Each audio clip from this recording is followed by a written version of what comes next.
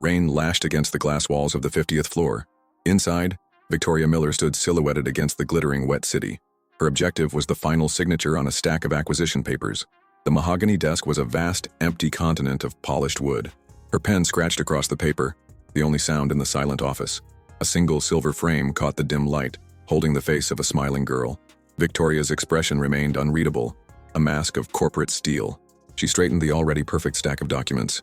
Her suit was sharp, a tailored piece of charcoal armor. The city lights blurred into cold, indifferent constellations. Exhaustion pulled at the corners of her eyes, a flaw in the perfect facade. She closed the folder with a soft, final thud. The silence that rushed back in was immense and profound. She stared at the photograph, her finger tracing the air above the glass. What was the price of building an empire this high? A nanny tucked a silk sheet around a small still form. Lily Miller lay in a bed too large for her, in a room filled with expensive, unloved toys. Her goal was simple: to stay awake until her mother came home. Her small hand clutched a fragile, broken bird's nest. Twigs and dried mud crumbled slightly under her gentle pressure. Shadows danced on the walls of the sterile, silent penthouse. She listened to the distant hum of the city far below. The nanny's footsteps receded, leaving her in the quiet dark. Lily's eyes, wide and soulful, stared at the ceiling. They were her father's eyes, a fact no one ever mentioned. She imagined a small bird, lost and cold without its home. A single tear traced a path down her temple into her hair. The door to her room remained shut. She closed her eyes, the nest a small, precious weight in her palm. Would tonight be different? The penthouse door opened with a near-silent click. Victoria Miller stepped into the marble foyer, pulling off her coat. Her immediate task was to check the late-night market reports from Tokyo. The nanny appeared with a hushed, "Good evening, Ms. Miller." "Is she asleep?" Victoria asked, her gaze already on her tablet. "Just went down," the nanny replied, taking the offered coat. Victoria moved past the child's bedroom door without slowing. She paused in the kitchen, pouring a glass of water, the ice clinking loudly. The silence of the apartment was a familiar weight. She saw a small, muddy smudge on the hallway carpet. A faint trail of dirt led towards her daughter's room. She made a mental note to speak to the cleaning staff. Her reflection in the darkened kitchen window was a solitary figure. She took a slow sip of water, the cold liquid doing nothing to soothe her. Why did her own home feel as empty as her office? The holographic display shimmered in the darkened boardroom. Victoria's voice was calm, precise, and utterly ruthless. Her goal was to dismantle her competitor's argument piece by piece. "Your projections are based on sentiment, not data," she stated flatly. The faces on the screen stared back, some angry, some intimidated. She manipulated financial models with swift economical gestures. "The algorithm doesn't lie. Your company is over-leveraged and vulnerable." Her words were surgical, cutting away any hope they had. The deal was closing, a hostile takeover executed with flawless precision. She felt nothing, no thrill, no remorse, just the cold satisfaction of a problem solved. Her empire grew a little larger, a little more secure tonight. "We'll be in touch regarding the transition," she said, ending the call. The screen went dark, plunging the room into near blackness. She sat alone at the head of the long, empty table. What was the name of the CEO she had just ruined? Lily sat on a cold leather couch in the 50th floor reception area. Her nanny scrolled through her phone, oblivious. Lily's goal was to be small, to be quiet, to not be a problem. The cavernous space was all glass and steel, echoing with silence. Her feet, in their tiny patent leather shoes, barely touched the floor. She clutched her broken bird's nest, a secret piece of the outside world. Hours had passed since her school day ended. The sun had set, and the cleaning crews had started their nightly rounds. She watched a man polish an already gleaming floor far down the hall. He moved with a slow, steady rhythm. Her nanny sighed, a sound of profound boredom. Lily slid off the couch, her movements silent. She took a tentative step into the empty hallway. The nanny didn't look up from her glowing screen. Where did a hallway this long even go? The marble floor stretched out like a frozen river. Lily walked along its edge, tracing the grout lines with her shoe. She wanted to find a place that felt less empty. The air was cool and smelled of cleaning solution and recycled air. Doors stood like silent sentinels on either side. Each bore the name of someone she didn't know. Far ahead, she heard a gentle, rhythmic sloshing sound. It was a soft, human noise in the mechanical silence of the building. She moved towards it, her small hand protecting the fragile nest. The sound grew a little louder, accompanied by the squeak of rubber on marble. It was a comforting, predictable pattern. She peeked around a corner into a service corridor. A man in a simple gray uniform was pushing a mop. He hadn't seen her yet. What would he do if he found her here? James Davis worked his way down the corridor, his mind on his son's school project. The old mop handle felt familiar and steady in his calloused hands. His goal was to finish this section before his 10 o'clock break. He saw a flicker of movement reflected in the polished floor. A small girl stood half hidden by the corner watching him. She was clutching something to her chest like a priceless treasure. He stopped, the mop water settling into stillness. Her eyes were huge, filled with a quiet, lonely watchfulness. He recognized the look. He saw a version of it on his own son's face sometimes. He leaned the mop against the wall, his movements slow and unthreatening. He offered a small, gentle smile that didn't demand one in return. The girl took a hesitant step out of the shadows. He knelt down, bringing himself to her level. Her dress was probably worth more than his monthly salary. What was a child doing here so late? That's a very special thing you have there, James said, his voice soft.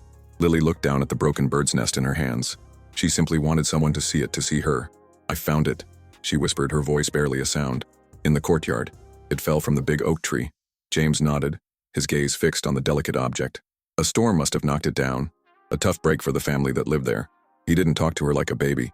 He talked to her like a person. His eyes were kind, seeing the value in her small, broken treasure. This simple act of focused attention was overwhelming. The loneliness she carried inside her every day suddenly felt too heavy to hold. A dam of unspoken sadness began to crack.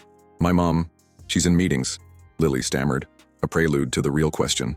She looked into his gentle face, a face that wasn't busy or distracted. Why did this stranger feel safer than her own mother? The words tumbled out in a raw, desperate whisper. Why doesn't my mom love me? The question struck James with the force of a physical blow. It hung in the sterile air of the corporate hallway, devastating in its simplicity. He saw the universe of pain in the little girl's eyes. He had no easy answer, no corporate platitude to offer. Her small body trembled with the effort of holding back tears. This was a wound far too deep for a simple bandage. He saw his own son's face, imagining him ever feeling this abandoned. The thought was a spike of ice in his gut. He knew he couldn't fix her problem, but he could offer a moment of warmth. A sharp clicking sound echoed from the far end of the hall. Footsteps, fast and angry, were approaching. The girl flinched, her gaze darting past him in fear. Who was coming to shatter this fragile moment? Victoria Miller turned the corner, her face a mask of cold fury. She saw her daughter standing with the night janitor. Her only goal was to end this inappropriate, embarrassing scene. The man was kneeling, speaking to Lily in low tones. It was an image of intimacy she herself could not conjure.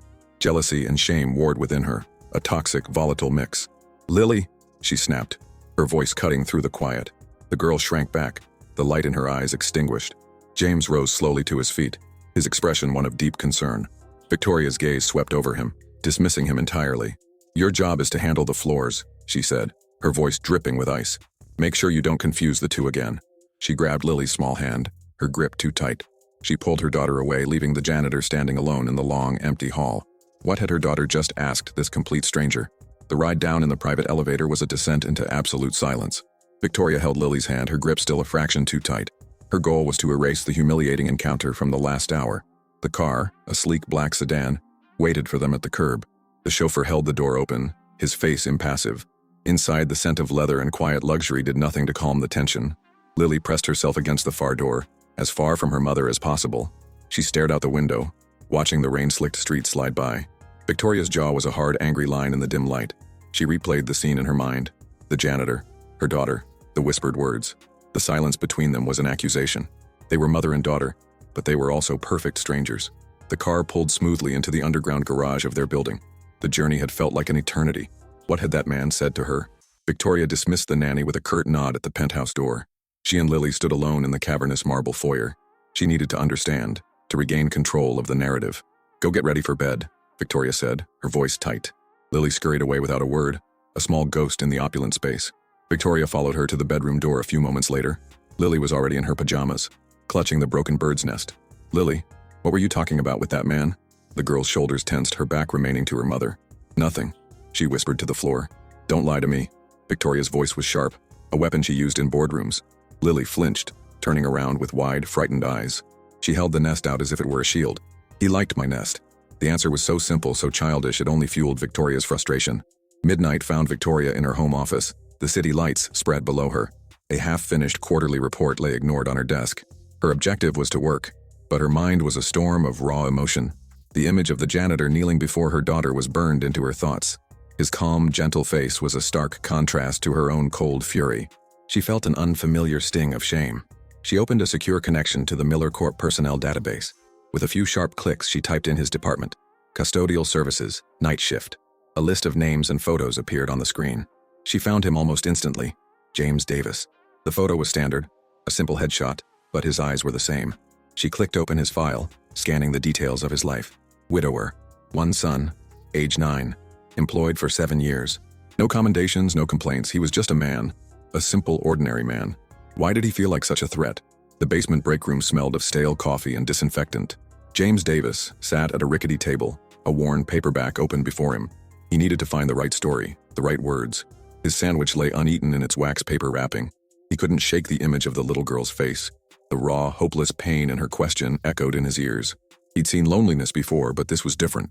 It was the desolation of a child living on a cold, distant planet. Then he remembered the mother, her eyes like chips of ice. He risked his job by getting involved, he knew that. But the memory of those sad, soulful eyes was a greater risk to his conscience. He traced a paragraph in the book with his finger. It was a fable about a star that shone so brightly, it forgot to give warmth. He closed the book, his decision made. How do you tell a star it's burning too cold? Sunlight streamed into the breakfast nook, glinting off crystal and silver. Victoria presented a gift, her voice unnaturally bright. Her goal was to fix the problem, to bridge the chasm with a grand gesture. A magnificent dollhouse, a perfect miniature of their own penthouse, sat on the table. It was ludicrously expensive, detailed down to the tiny marble countertops. I had it commissioned for you, Victoria announced. Lily stared at it, her expression unreadable. Thank you, Mommy, she said, her voice a polite, hollow echo. She didn't touch it. Victoria's smile faltered. This was not the reaction the manual on parenting promised. It has working lights, Victoria added, her voice strained. Lily poked one of the tiny, perfect chairs with her fingertip. The gift wasn't a bridge, it was another wall, a monument to their disconnect. I have to go to school, Lily said, sliding off her chair. Why couldn't she solve this problem with money? The end of the day arrived, another fortress of deals built and defended. Victoria strode through the empty lobby, her heels clicking an imperious rhythm. Her objective was to get home and try again with the dollhouse. Up ahead at the end of the long marble hall, a janitor was polishing a brass panel. It was him, James Davis. Her first instinct was to ignore him, to treat him as part of the architecture, to show him he was invisible, that their previous encounter meant nothing. She fixed her gaze on the glass doors at the far end of the lobby. He continued his work, his movements calm and deliberate. He must have heard her approaching, but he didn't look up. Her pace didn't slow. He was an employee. She was the CEO. The power dynamic was clear, and she would enforce it with her indifference. She drew closer, the space between them shrinking with every step. He stopped polishing and turned towards her. What was he going to do? James did not look afraid or intimidated. He simply stood, holding his polishing cloth in one hand. His goal was not to challenge her, but to offer something. His eyes met hers, and they held a surprising depth of empathy, not fear. Victoria's stride faltered for a fraction of a second. She had expected him to shrink away, to avoid her gaze. He took a small step forward, not blocking her path, but entering it. Ms. Miller, he said, his voice quiet but steady. I have something for you. From the pocket of his coveralls, he pulled out a small, soft-covered book. It was old, the corners softened with use. He held it out to her. There's a story in here, he said, about a star. She stared at the worn book as if it were a snake. This was insubordination. This was madness. Why wasn't he afraid of her? She didn't take the book. She wouldn't. But he began to speak, and she found herself frozen in place. His goal was to deliver the message regardless of the consequences. There was a star, he began, that was the brightest in the whole galaxy. It worked so hard day and night to light up the darkest corners of the universe. It burned with ambition, and all the other stars admired its power and its reach. Victoria's breath caught in her throat. But there was a tiny planet that circled that star, its closest companion. And while the rest of the galaxy saw a brilliant, powerful light, the little planet only felt a terrible, biting cold. The story ended. The words hung in the air between them. It was a perfect, polished mirror reflecting her own soul. It was an accusation, an explanation, and a plea all at once. She felt exposed, stripped bare in the lobby of the empire she had built. Who was this man who could see right through her? A torrent of emotions crashed within her. Fury, shame, fear. She snatched the worn book from his hand. She had to regain control, to reestablish the order of her world. Your job, she hissed, her voice low and venomous, is to handle the floors. The words were the same as before, but now they felt weak, a pathetic defense. They had no power against the truth of the story he had told. She turned on her heel and walked away without another word. Her back was ramrod straight, her pace measured and controlled. But inside, her carefully constructed world was fracturing. The glass door slid open and she stepped out into the cool night air. The chauffeur opened the car door for her. She got in, clutching the janitor's small, worn book in her hand. The story of the star echoed in her mind. A relentless, burning indictment. Was it too late to learn how to be warm? The penthouse was dark and silent, a luxurious tomb. Victoria walked through the living area, her heels silent on the plush carpet. She stopped in front of the magnificent, untouched dollhouse. Her goal was to understand the chasm that had opened in her life. The tiny, perfect rooms were dark, a miniature of her own empty world. She continued down the hall to Lily's bedroom and pushed the door open. Lily was asleep, her breathing soft and even. On the nightstand, illuminated by a sliver of moonlight, was the broken bird's nest. It was small, imperfect, and cherished. The fable returned to her, the janitor's quiet voice narrating her failure. The little planet only felt a terrible, biting cold. A wave of horror washed over her so profound it left her breathless. She was the star. She was the cold. She backed out of the room, her hand pressed to her mouth to stifle a sob. This was it. The absolute, undeniable point of no return. The first light of dawn found Victoria Miller in her office. She wasn't reviewing market data or planning acquisitions. Her goal was to formulate a strategy for Operation Reconnect. The janitor's small book of fables sat in the center of her vast desk. Its worn cover was an island of imperfection in a sea of corporate polish. She opened her digital calendar, its grid a familiar field of battle. Instead of mergers and board meetings, she typed a new entry. 2 p.m. 4 p.m. Mandatory fun time with Lily. She color-coded the event in bright, urgent red. Her approach to fixing her daughter was the same as fixing a failing department. She would schedule it, fund it, and measure its success. She stared at the words on the screen, a knot of uncertainty in her stomach.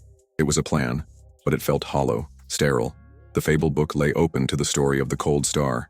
Was this what warmth looked like in a calendar? The toy store was a cathedral of gleaming plastic and blinking lights. Victoria stood stiffly in her tailored suit, a general surveying a foreign battlefield. Her objective was to procure a successful outcome for mandatory fun time. "You can have anything you want," she announced, her voice too loud. Lily clutched her mother's hand, overwhelmed by the sensory assault. Shelves overflowed with dolls that talked and robots that fought. The sheer volume of choice was paralyzing. Lily moved silently through the aisles, her eyes wide. She passed mountains of expensive toys, showing no interest. Finally, in a forgotten corner, she stopped. She pointed to a small, simple wooden box of watercolor paints. "That one," she whispered. Victoria, mistaking the request for modesty, bought the entire display. Cartons of art supplies were sent to the car. Why did this victory feel so much like a defeat? The penthouse was quiet, the mountain of purchased toys sitting untouched by the door. Lily sat not in her playroom, but at the stark white kitchen island. Her purpose was to capture the one thing that felt real to her. She had her small watercolor set, the one she had chosen open before her. A glass of murky water sat beside a sheet of thick paper.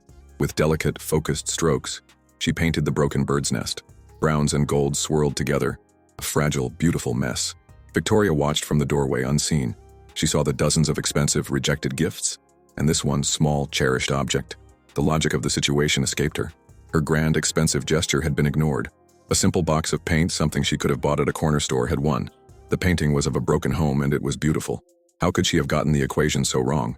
The boardroom was tense, the air thick with unspoken rivalries. Victoria sat at the head of the table, her focus fractured. Her goal was to project the same unwavering authority she always had, but her mind kept drifting to a watercolor painting of a bird's nest.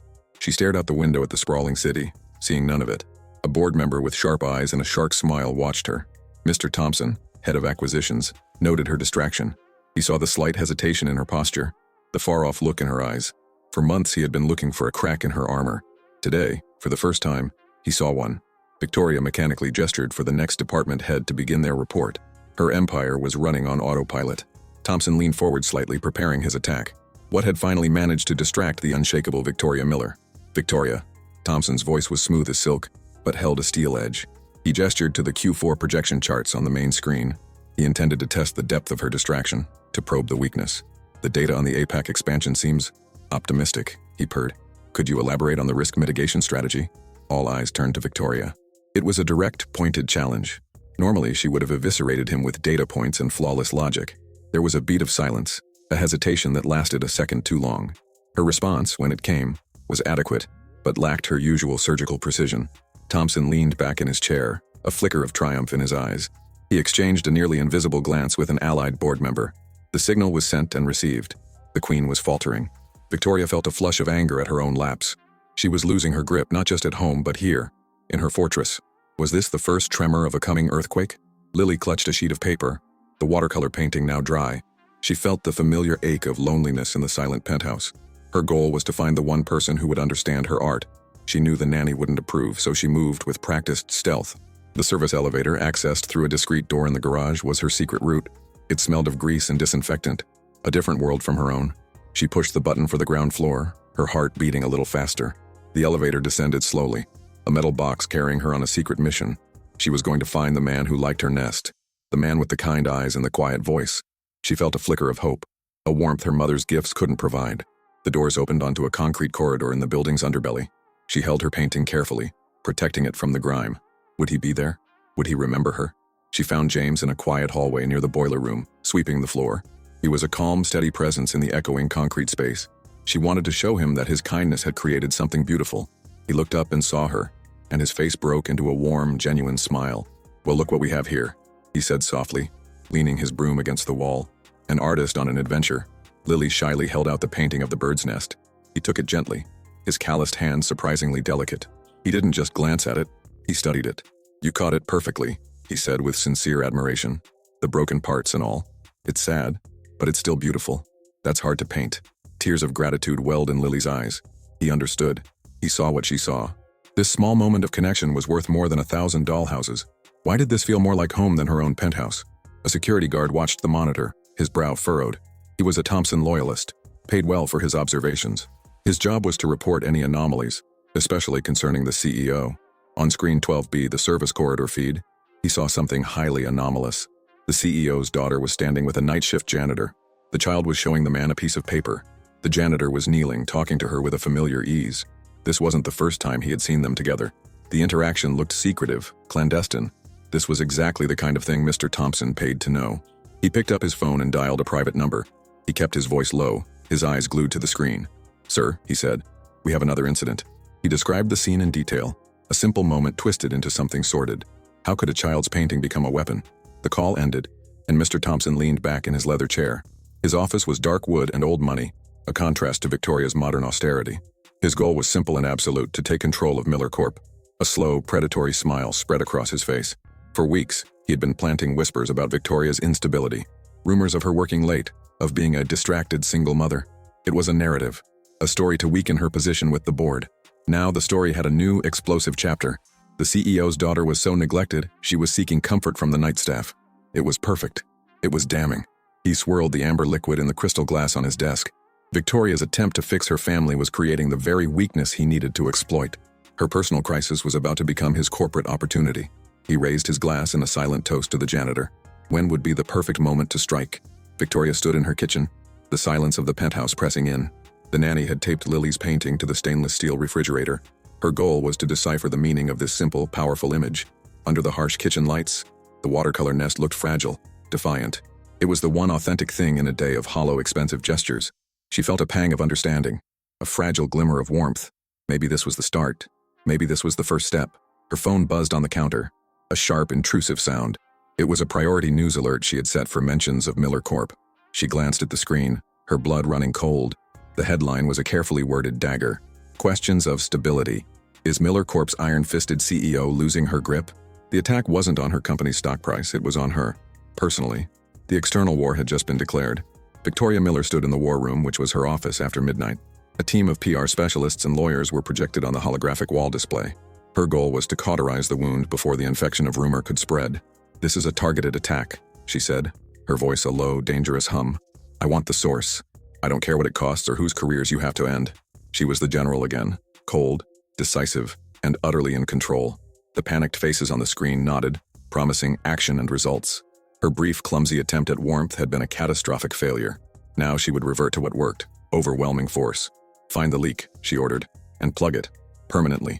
The screens went dark, leaving her alone with her reflection in the glass. The city lights looked like the fires of 100 enemy camps. She picked up the fable book from her desk and stared at it. It felt heavy, like a stone in her hand. Was this vulnerability the price for reading children's stories? The breakfast table was a battlefield of strained silence. Victoria, in a crisp silk blouse, attempted a smile that didn't reach her eyes. Her objective was to project an image of calm, maternal stability. She placed a plate of perfectly cut fruit in front of Lily. But her attention was fractured, her gaze constantly darting to her phone on the counter. News alerts and encrypted messages were streaming in. Lily noticed, picking at a strawberry with her fork. Her mother was physically present, but her mind was miles away, fighting a war. The fragile bridge Victoria had tried to build was collapsing under the first assault. "Is your work okay?" Lily asked, her small voice cutting through the tension. "Everything is fine," Victoria lied, the words tasting like ash. The phone buzzed again, a summons from her real life. She pushed her chair back, the pretense of a normal morning shattering. "I have to take this." Why did every step forward with her daughter lead to 2 steps back? The television in her office was tuned to a financial news network. 2 analysts sat at a sleek desk, their faces grave. Victoria's goal was to understand the public narrative being woven around her. A pattern of distraction, one of them was saying, his tone oozing concern. Running a multi-billion-dollar empire is a monumental task, even more so for a single mother. The phrase was a dagger, twisting her private life into a public liability. Thompson's fingerprints were all over this calculated attack. They showed a picture of her looking stern, next to the inflammatory headline. The other analyst chimed in. It raises questions for the board, for the shareholders. This is a story with global interest, a true corporate drama. The host turned to the camera with a practiced, engaging smile. We'll have more on the whispers from inside the Miller Corp boardroom right after this. Victoria muted the television, her hand trembling with rage. Her life had been turned into a commodity, a spectacle for the masses. Her personal struggle was now just another headline. James wiped down the stainless steel doors of the main elevator bank. He felt a persistent unease, a sense of being watched. His goal was to finish his shift and get home to his son. 2 uniformed security guards approached, their expressions hard. Davis, the senior guard said, not bothering with pleasantries. We need a word. They led him to a small windowless office behind the security desk. The air was cold, the atmosphere thick with accusation. We have reports of you having conversations with Ms. Miller's daughter. James's blood ran cold. She's a sweet kid, he said, his voice steady. She was lost. Your job is to clean the floors, the guard countered, echoing Victoria's words. Not to fraternize. The threat was unspoken but clear. Stay away, or you're fired. He was dismissed, the guards watching him as he walked away. He felt a new kind of fear, not for himself, but for the lonely little girl. What kind of world were they living in where kindness was a crime? A senior security analyst stood before Victoria's desk. He placed a thin black file in the center of the polished mahogany. Victoria's objective was singular, to see the face of her betrayer. We found the source of the leak, Ms. Miller, the analyst said. The rumors about your daughter appear to originate from internal surveillance. An unauthorized access event logged to one of Thompson's known loyalists on the security team. He had pulled the logs and the corresponding footage. Victoria's hands were perfectly still, her face an unreadable mask. Inside, a storm of vindictive satisfaction was brewing. Thompson had made a mistake, leaving a digital trail. She would use it to ruin him, to tear down everything he had built. Show me, she commanded, her voice dangerously quiet. The analyst opened the file for her. The footage centers around the activities of one employee, James Davis. Whose side was the janitor really on? Her eyes scanned the first grainy photograph. It was Lily standing in the service corridor, showing James the watercolor painting. The image was innocent, but in this context it felt like a conspiracy. The next photo showed James kneeling, smiling at her daughter. Victoria felt a sharp, possessive pang of jealousy. This man had breached her walls not just corporately but personally. He had gained her daughter's trust, a trust she herself had failed to earn. She saw him as a tool, a weapon Thompson had used to exploit her child's loneliness. The sense of violation was profound. Her attempt to open her heart had been used to plant a spy in her home. Every kind word he'd spoken was now recast as a lie. Every gentle gesture was an act of calculated manipulation. She turned the page expecting to see more of the same, but the final photograph was different. It was not a picture of a person. What new betrayal did this final image hold? The photo was a high-angle shot, taken from a hidden ceiling camera in her office. It showed her own desk, empty, from the night before. Her goal was to understand its significance in the conspiracy against her. The photo was time-stamped 3:17 a.m. She had been home for hours. In the center of the desk sat the worn book of fables. A small red circle was drawn around the book's spine. A magnified inset showed a tiny, almost invisible seam in the cloth binding. Victoria's blood turned to ice. It was a listening device, a professional-grade audiobook. It had been in her office on her desk for 2 days. It had been listening to every call, every strategy session, every private conversation, and it had been delivered inside a Trojan horse. The janitor's story, his empathy, his kindness, it was all a lie. He hadn't just been a source for a rumor. He was the delivery system for the entire betrayal. How could she have been so blind? The foundation of her world had crumbled to dust. The one person who had pierced her armor had been the tip of the spear. She felt a rage so pure and so cold it eclipsed everything else. She needed to face him, to see the lie in his eyes. The janitor, James Davis, was a ghost, a nobody. He had no power, no wealth, no influence, but he had been able to walk into her life and place a bomb at its very center. The betrayal was absolute because it was so deeply personal. It wasn't about stock prices or market share anymore. It was about a broken bird's nest and a story about a cold star. He had used the most vulnerable part of her as a weapon against her. She stormed out of her office, leaving the file open on her desk. Her destination was the basement, the underbelly of her empire. She was no longer the CEO. She was a woman betrayed. What do you say to the man who used your soul as a key? She found him in a desolate storage area, changing a light bulb. He turned on the ladder as she approached, his face showing surprise, then concern. Her fury was a physical presence in the cold, damp air. How much? She snarled, her voice shaking with rage. How much did Thompson pay you to destroy my life? James stared at her, his expression one of utter, baffled confusion. Ma'am? I don't understand. "Don't lie to me," she screamed, the sound echoing off the concrete walls. She threw the book of fables at him.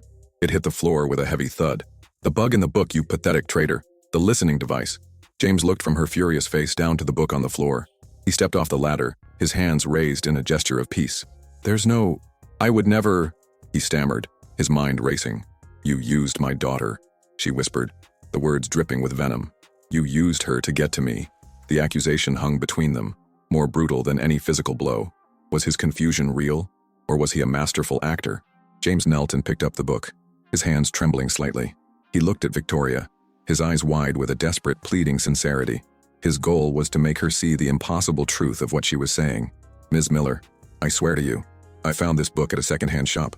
It's my son's favorite." His words were cut off as his own fingers felt it. A small, hard, unnatural lump embedded deep within the cloth spine. His face went pale. The blood drained from it. The whole world shifted under his feet as the monstrous truth dawned on him. He had been used. He was a pawn. He had unknowingly carried the enemy's dagger and placed it in her hand. He looked up at her, his mouth opening, but no words came out.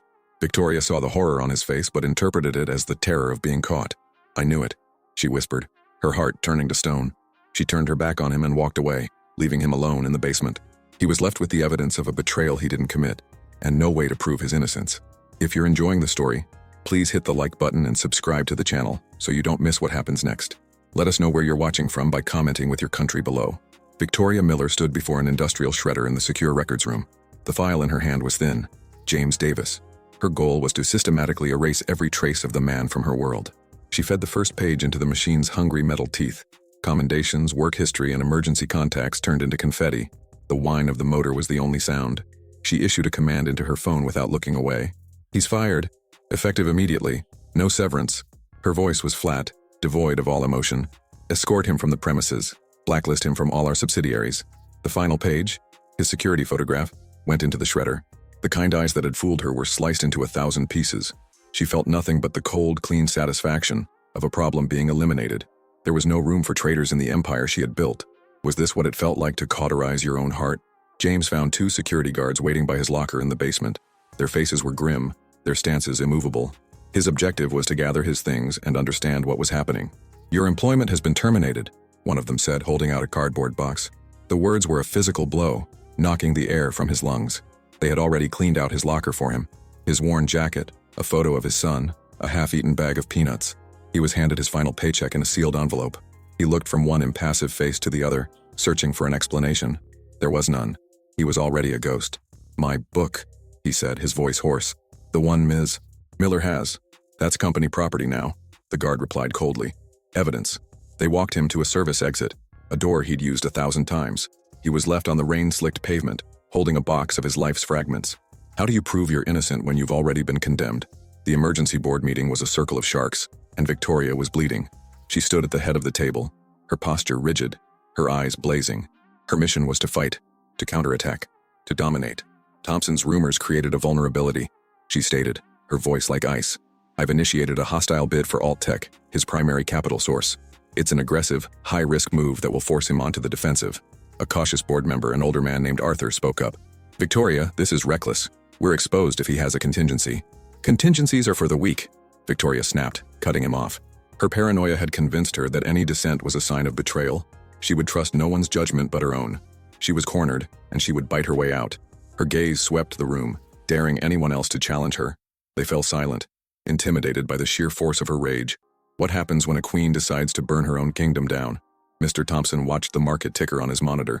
A red notification flashed. Miller Corp had initiated a takeover bid on Alt-Tech. His goal had been to provoke her, and she had taken the bait perfectly.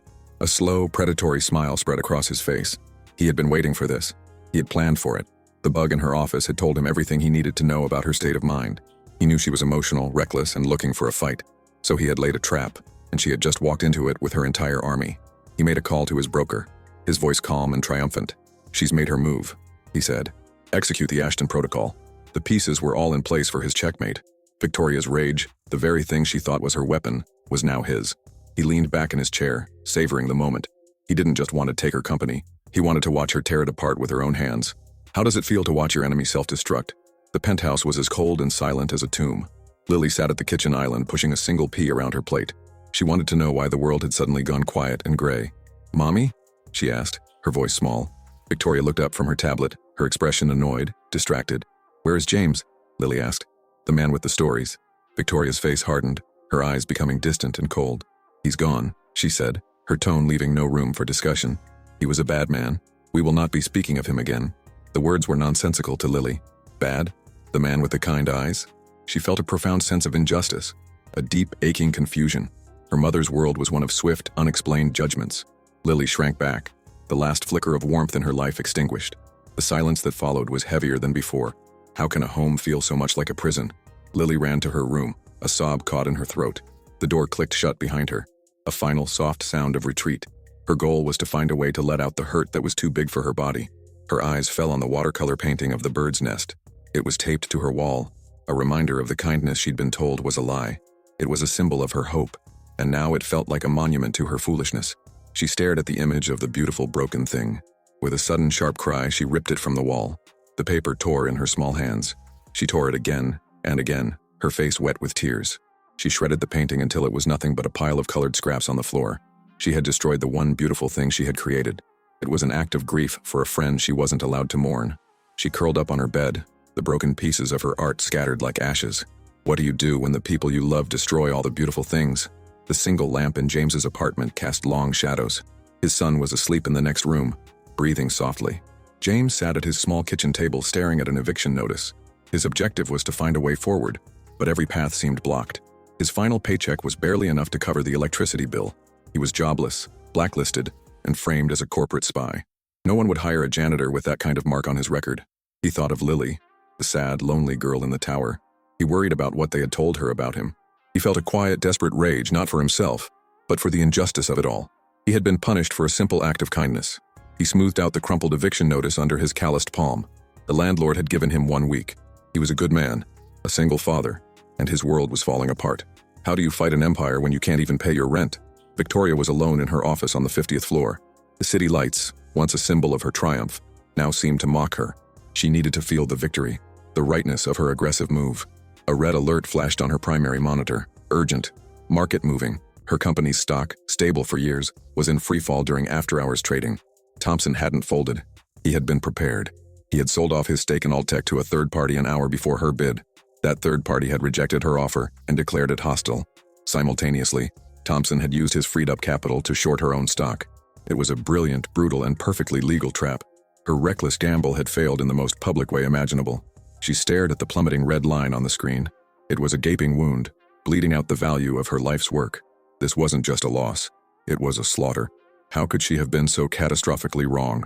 Her private line rang, a shrill, piercing sound in the silent office. It was a number she recognized with a jolt of ice-cold dread. Her goal was to answer, to face the consequences of her actions. It was Arthur, the chairman of the board. His voice was not angry. It was worse. It was funereal. "Victoria," he said, the word heavy with disappointment. "The board has seen the after-hours report. The losses are staggering." She said nothing, her throat too tight for words. "We are invoking Article 7 of the corporate bylaws. There will be an emergency session tomorrow at 9 a.m. You need to come prepared to explain your actions." The unspoken message was clear. You need to come prepared to be fired. The call ended, leaving a dial tone buzzing in her ear. She had lost control of her company. She had flown too close to the sun, and her wings had melted. What is left when your entire empire turns to ash? The city glittered below, a universe of lights. Indifferent to her ruin, Victoria Miller stood motionless, a silhouette against the glass wall. Her objective had been to protect her daughter, to build a fortress of security. Now the fortress was on fire, set ablaze by her own hand. She had pushed Lily away, destroying the girl's one source of comfort. She had fired and framed an innocent man. She had gambled her company on a pyre of her own rage and lost. She was utterly and completely alone. The silence in the office was absolute. There were no more calls to make, no more orders to give. She had driven her life off a cliff and was now in freefall. This was it. Rock bottom. The cold, distant star had finally burned itself out. She closed her eyes, seeing nothing but darkness ahead. Is there any way back up from a fall this far? Daybreak bled across the sky, a bruised purple and gray. Victoria Miller sat in the dark, the city lights below finally extinguishing. Her objective was to simply breathe until the 9 a.m. board meeting. The magnificent dollhouse stood in the corner, a monument to her failure. She hadn't slept, hadn't moved for hours. The fight had gone out of her, leaving a hollow, echoing void. Her empire was gone. Her daughter was a stranger. She had become a ghost in her own life, haunting the scene of the crime. The silence of the penthouse was a physical weight, pressing down on her. She had built a fortress so high she could no longer hear the world outside, or the child sleeping in the next room. The dawn brought no comfort, only the illumination of her ruin. She was a queen with no kingdom, a mother with no child. She closed her eyes, waiting for the inevitable end. What does a star do when it has finally burned out? Drawn by a force she didn't understand, she walked to Lily's room. The door was slightly ajar, a silent invitation. She needed to see her daughter one last time before the end. Lily was asleep, curled into a tight ball, her face streaked with dried tears. On the plush white carpet beside the bed was a scattered pile of colored paper. Victoria knelt, her knees protesting, and picked up a piece. It was a fragment of a watercolor sky, a vibrant, hopeful blue. She recognized it instantly as the painting of the bird's nest. Lily had destroyed the one thing that had brought her comfort. The visual evidence of her daughter's pain was a knife in her heart. This was a loss far greater than any stock price. This was the true cost of her war. She held the torn scrap of paper in her trembling hand. She had not protected her daughter. She had become the storm that broke the nest. Could a heart shattered this completely ever be mended? She retreated to her home office, the scrap of paper clutched in her fist. The room was a command center for a war she had already lost. Her gaze fell on the fable book, lying on her desk where security had left it. With nothing left to lose, she picked it up. Her goal was no longer to fight, but perhaps to understand. The book felt warm, a simple analog object in her digital world. She opened it, the pages whispering as they turned. Her eyes found the story, the one about the star and the tiny planet. She began to read the words again, slowly, deliberately. This time she wasn't reading about a hypothetical star. She was reading her own biography, her own eulogy. Every sentence was a verdict on a life lived at a distance. The bug, the betrayal, the corporate warfare. None of it was in this story. There was only the star's ambition and the planet's cold. What if she had been fighting the wrong battle all along? The story's truth settled, not with anger, but with a profound, quiet clarity. She wasn't just the cold star, she was a fallen one, her light extinguished. Her strategy for life had been fundamentally flawed. She had built walls of wealth and power, believing they were a form of love. She thought providing for the planet was the same as warming it. The fable showed her it was an illusion. Her strength, her relentless drive, her refusal to be vulnerable, that was the flaw. It wasn't a strength, it was a sickness. Thompson hadn't beaten her, she had beaten herself. He had simply held up a mirror and she had shattered it with her rage. This realization was not a comfort, but it was a beginning. It was the first glimmer of light in an absolute darkness. A change in perspective, a new, terrifying thought. If her entire life's philosophy was wrong, what was right? James taped the last cardboard box shut in his small apartment. His son sat on the floor, stacking wooden blocks, a child's innocent architecture. James's goal was to shield the boy from the terror of their new reality. "Is this a moving adventure, Daddy?" his son asked. "That's right, buddy," James said, forcing a smile. "A big adventure." He rummaged through a drawer of old papers looking for birth certificates. His fingers brushed against a stiff, forgotten envelope. It was from Miller Corp., dated 7 years ago. His original hiring packet. He almost threw it out, a relic from a life that was now over. But something made him pause and open the flap. Inside, among the benefit summaries and tax forms, was a small, laminated card. It read, "Miller Corp. Anonymous Ethics and Compliance Hotline." A system Victoria Miller had created herself, famously ruthless in its execution. It was a direct line to the heart of the beast. Could a weapon designed by his enemy now be his only hope? A desperate, long-shot plan began to form in James's mind. He sat at the table, the small card in his hand. His objective was to find a voice when he had been rendered voiceless. He couldn't go to the press. They'd believe the CEO over the janitor. He couldn't afford a lawyer. He couldn't even afford his rent. But this card, this was a key. A system designed to bypass the chain of command, to report corruption directly. It was untraceable, designed to protect the whistleblower. He would be reporting a conspiracy against the company, orchestrated by a board member, and he would be reporting that he was the unwitting tool of that conspiracy. It was his word against a man with immense power, but the truth was the only thing he had left. He looked at his son happily playing, oblivious to the storm. For him, he had to try. He picked up his burner phone. He dialed a number, his heart pounding a frantic rhythm against his ribs. Who answers when a ghost decides to speak? Victoria fastened the clasp on her watch, a final piece of her battle armor. She stared at her reflection in the mirror, a woman she barely recognized. Her goal was to face the board with what little dignity she had left. But the sharp suit and the severe expression felt like a hollow costume. The CEO was a role she played, and the performance was over. Underneath was just a woman who had broken her daughter's heart. A sharp, unfamiliar buzz echoed from the desk in her office. It wasn't her cell phone or her private line. It was the secure, hardwired internal ethics line, an anonymous, encrypted signal from deep inside her own company. In all her years as CEO, It had never once rung directly to her. Priority reports were always filtered through legal. She almost ignored it. What did it matter now? But curiosity, or perhaps fate, made her walk towards the sound. What final message was her dying empire trying to send her? She picked up the receiver, her hand unsteady. "This is Miller," she said, her voice a dry rasp. Her objective was to listen, to process this final piece of data.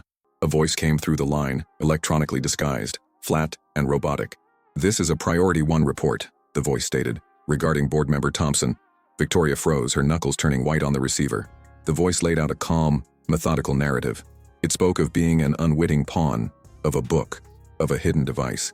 It detailed how Thompson could have orchestrated the entire event. The voice didn't plead or accuse.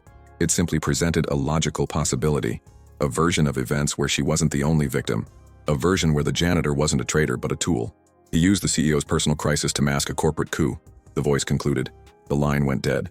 The robotic voice was gone, but the words remained, hanging in the air. Could the man she condemned be her only ally? The silence in the office was deafening. Victoria stood motionless, the dead receiver still pressed to her ear. Her entire reality had just been fractured and rearranged. The report wasn't definitive proof, but it was a plausible alternative. James Davis wasn't the villain. He was another pawn, just like her.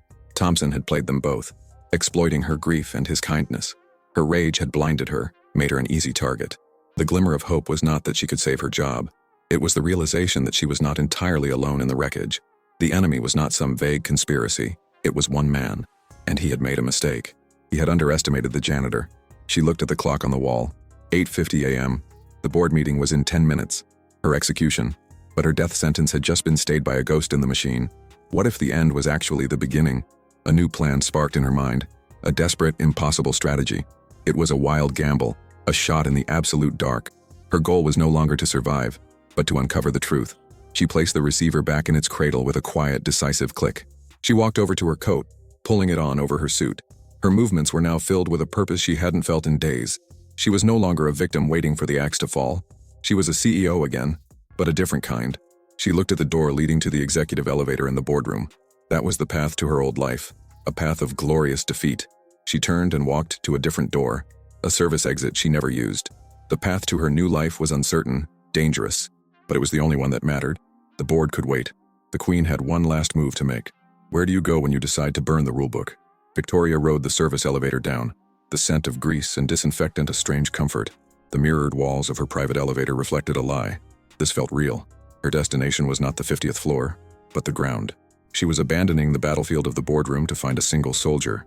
The address she had memorized from James's file was a phantom limb, an ache of memory. It was a long shot, a desperate prayer to an empty sky. But her old way of fighting, with overwhelming force, had failed. It had led to ruin, to a shredded painting on a white carpet. Now she had to try a new way, with trust. The elevator doors opened onto the building's concrete underbelly. She was no longer descending into her own empire. She was walking out of it, into the real world. A world where janitors lived in rundown apartments. A world where truth might be the only currency she had left. What does a queen do when she needs a pawn to save the kingdom? The boardroom clock showed 9:05 a.m. Mr. Thompson stood at the head of the table, radiating smug confidence. His goal was to hammer the final nail into Victoria Miller's corporate coffin. "As you can see," he said, gesturing to Victoria's empty chair, "she has fled. This confirms our worst fears. She is unstable, erratic, and has abandoned her post." The board members murmured, their faces a mixture of concern and anxiety. Arthur, the chairman, looked at the empty chair with profound disappointment. "This is a dereliction of her fiduciary duty," Thompson pressed on, smelling blood. "Her reckless gamble with Altec has already cost us billions. I propose an immediate vote of no confidence. We must remove her to stabilize the company." He had them. The vote was a mere formality now. He had planned every move, anticipated every outcome. The company was his. He smiled, a victor claiming his spoils. Why did her absence feel less like a surrender and more like a threat? The taxi pulled up to a tenement building with a crumbling facade. Victoria stepped out, her sharp suit and expensive shoes completely alien here. Her objective was to find the one man who might hold the key. She found the apartment, the number 3B peeling off the door. She raised her hand to knock, her heart pounding. What if he wasn't here? What if he refused to speak to her? The door opened before she could knock. James stood there holding a half-taped cardboard box. He froze, his face a mask of disbelief that quickly hardened into fear. He thought she had come to finish the job, to threaten his son, to silence him for good. His body tensed, ready for a final, hopeless confrontation. They stood in the dingy hallway, two worlds colliding in a silent, tense standoff. the richest woman in the city and the janitor she had ruined. How do you ask for help from the man whose life you've destroyed? I believe you. The 3 words hung in the stale air of the small apartment. Victoria stood just inside the door, her armor of pride completely gone. Her goal was to build a bridge over the ruin she had created between them. James stared at her, his suspicion warring with a flicker of stunned surprise. His son peeked out from behind his father's legs, his eyes wide with curiosity. The ethics report, she continued, her voice quiet, steady. I got it. I was wrong. I was blind with rage, and Thompson used it. He used us both. She didn't offer excuses or apologies, just the raw, unvarnished truth. This was a language he understood better than corporate doublespeak. Help me prove it, she said. It was not a command. It was a plea. She was offering him the one thing she had never given anyone, her own vulnerability. James's posture softened slightly. Can a single moment of truth change everything? He remained silent, the weight of his lost job and impending eviction pressing on him. Victoria knew she had to offer more than just words. Her purpose now was to connect her crime to his. She reached into her pocket and pulled out the shredded scraps of blue watercolor paper. She held them out in her open palm. This was a painting, she said, her voice cracking slightly. Of the nest. My daughter Lily. She tore it up after I told her you were a bad man. James's gaze dropped to the pathetic, colorful confetti. He finally understood the true cost of the lie. This is what Thompson did, Victoria whispered. And this is what I helped him do. In that moment, she wasn't a CEO. She was just a mother, confessing her sins. James looked from the broken art to her face and he saw the truth of her pain. His own anger and fear began to dissolve, replaced by a familiar empathy. He gave a slow, deliberate nod. Where does justice begin? The book, James said, his mind suddenly racing, searching for details. They sat at his small kitchen table, a nascent, fragile alliance. Their goal was to find a single thread to pull that could unravel Thompson's entire plan. I bought it about a week ago, he recounted, from a used bookshop downtown. I remember because the clerk was strange, pushy. Victoria listened, her focus absolute. There are dozens of copies of that book, James continued, thinking back. But he insisted I take that specific one. Said it was a collector's copy. He had a tattoo, James said, a detail surfacing from his memory. A serpent, coiled around a dagger, on his wrist. This was it. The first concrete piece of the puzzle. A paid actor. A staged event. The conspiracy was no longer a ghost. It had a face and a location. Victoria pulled out her phone, her fingers flying across the screen. How fast can an empress move when she's finally on the right path? The boardroom was a tomb. The vote was about to be called. Thompson had delivered a masterful eulogy for Victoria's career.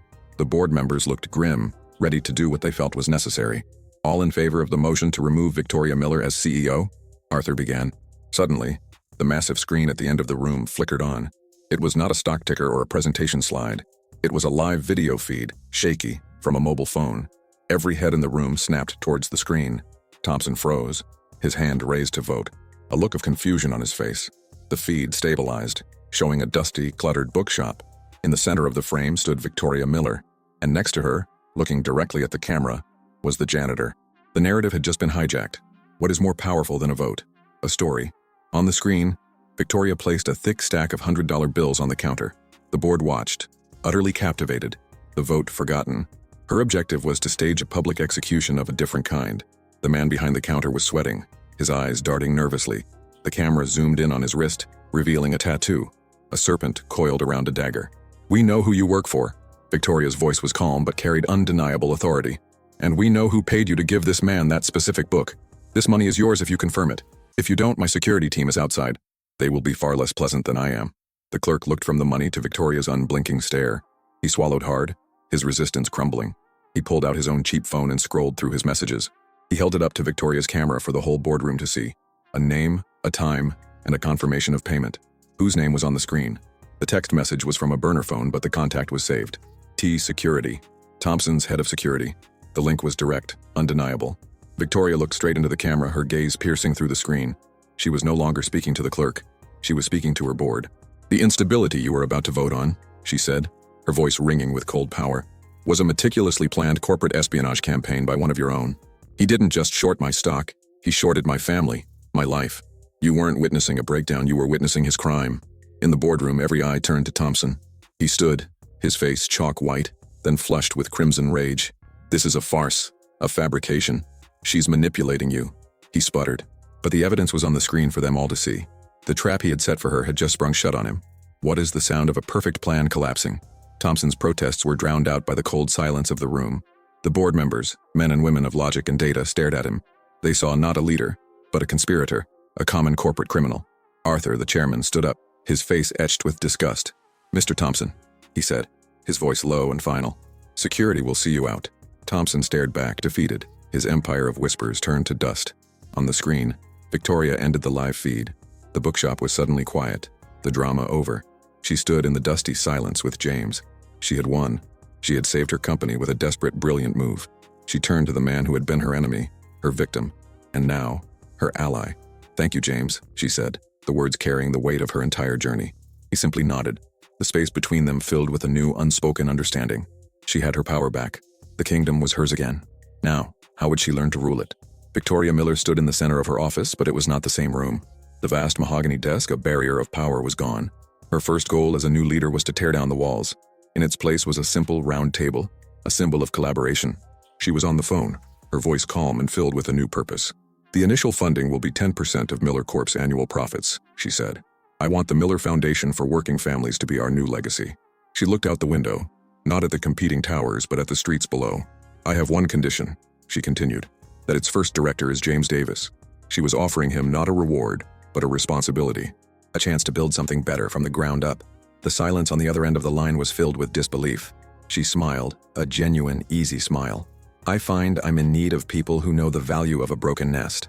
What happens when power is rebuilt on a foundation of empathy?" James sat on a packed box in his apartment, the phone pressed to his ear. He stared at his son, who was drawing a picture on the floor. His objective had been survival. Now it was something else entirely. He was speechless, the scale of her offer too immense to comprehend. Director of a multi-million-dollar foundation. It was a world away from a janitor's closet and an eviction notice. He could say no, walk away, and start a quiet life somewhere else. But he thought of the families, the single parents like him, struggling to stay afloat. He thought of the lonely children in the silent penthouses of the world. This wasn't just a job, it was a calling. "Yes," he said, his voice thick with emotion. "I accept." He hung up the phone and looked at his son, his heart full. The adventure he had promised was about to become real. He was no longer a victim of the story. He was about to start writing a new one. How much good can one person do with a second chance? The penthouse door opened in the middle of the afternoon.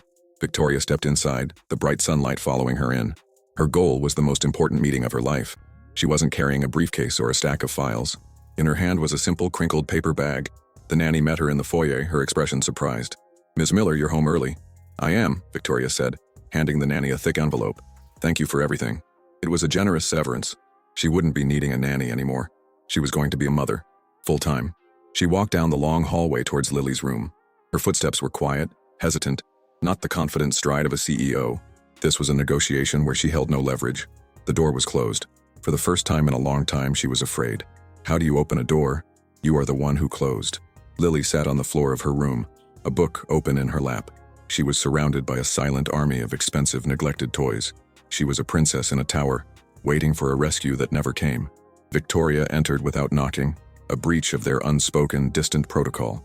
She didn't rush forward, didn't force a hug or a smile. Her objective was to cede all territory, to make an offering of peace. She sat down on the floor, her back against the wall, a few feet away. She made herself small, non-threatening. Lily looked up from her book, her eyes wary, guarded. Silence stretched between them, a vast canyon of unspoken words and unfelt hugs. Victoria did not try to cross it. She simply sat, present, in the quiet, lonely space her daughter inhabited. She would wait for as long as it took. She was no longer operating on a corporate schedule. This was the most important work of her life. Can silence sometimes be the only apology that matters? From the paper bag, Victoria pulled out a bottle of children's glue. Next, she carefully emptied a small plastic bag onto the floor between them. It was the colorful confetti of the shredded watercolor painting. Her mission was not to erase the damage, but to honor it. She picked up two pieces, a scrap of brown twig and a patch of blue sky. She carefully applied a drop of glue and pressed them together. It was a slow, painstaking, and deeply personal act of repentance. She did not speak or ask Lily for help. She just worked, her focus absolute, her hands uncharacteristically clumsy. Glue stuck to her fingers. The pieces didn't fit perfectly. It was messy, imperfect, and frustrating. It was real. Lily watched her powerful, perfect mother struggling on the floor. She was trying to fix something that was irrevocably broken. Why was this clumsy failure more loving than any expensive gift? Lily put her book down, her gaze fixed on her mother's hands. She saw the immense effort, the focused, quiet humility. She saw a woman trying to mend a world she had shattered. Slowly, tentatively, Lily slid off her bed. She crawled across the plush carpet and sat down opposite her mother. She picked up a small torn piece of the nest. Her goal was no longer to hide but to help. Victoria looked up, her eyes shining with unshed tears. She offered her daughter a small, watery, hopeful smile. Lily smiled back, a fragile, flickering light. They did not speak. They did not need to. They simply worked, side by side, their hands occasionally brushing. They were two architects, rebuilding a home from its own ruins. The silence was no longer a canyon. It was a shared space of quiet understanding. How many broken pieces does it take to make a family whole? The painting, when they finished, was a mosaic of scars.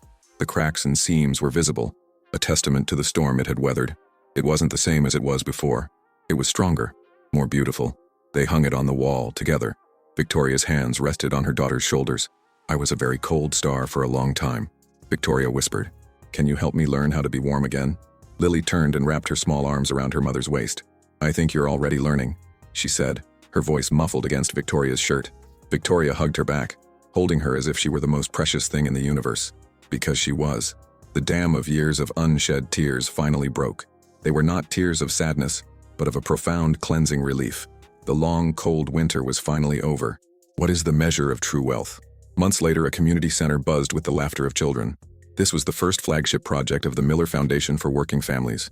Victoria Miller stood not at a podium, but behind a counter, serving macaroni. Her sleeves were rolled up, her smile was easy, and her eyes were bright. Her goal was no longer to acquire, but to give. Lily, now confident and beaming, handed one of her own drawings to a younger child. James stood beside Victoria, looking out at the chaotic, joyful scene. He was no longer a janitor, but a respected director, a builder of communities. "You know," he said, handing a plate to a parent. "This is more impressive than your tower." Victoria looked at Lily, then back at James. "It's built on a much stronger foundation," she replied. Her empire was no longer just a company. It was a legacy of warmth. Her life was finally perfectly in balance. Or so she thought. Her phone buzzed in her pocket. A notification she almost ignored. She pulled it out, expecting a message from the office. It was from a secure, encrypted, and completely anonymous number. Her mission, she thought, was over. But a new one was about to begin. The message contained no text, just a single attached image. She opened it, a casual curiosity shifting to a frown of confusion. It was a photograph of her late husband, the man whose death 5 years ago had sent her down this long, cold path. But this wasn't the smiling picture from her old desk. He was standing on a crowded street corner somewhere foreign, looking older, worried. He was with a group of dangerous-looking men. Victoria's blood ran cold as she saw the digital timestamp in the corner. It was from 3 days ago. Her husband was alive. Her entire world, so carefully and painfully rebuilt, shattered once more. Who was the man she had been mourning for 5 years? If you enjoyed Victoria's journey, please hit the like button and subscribe for what comes next. This story was about one thing: finding warmth in a cold world. If you felt it, comment with the single word, warmth, below.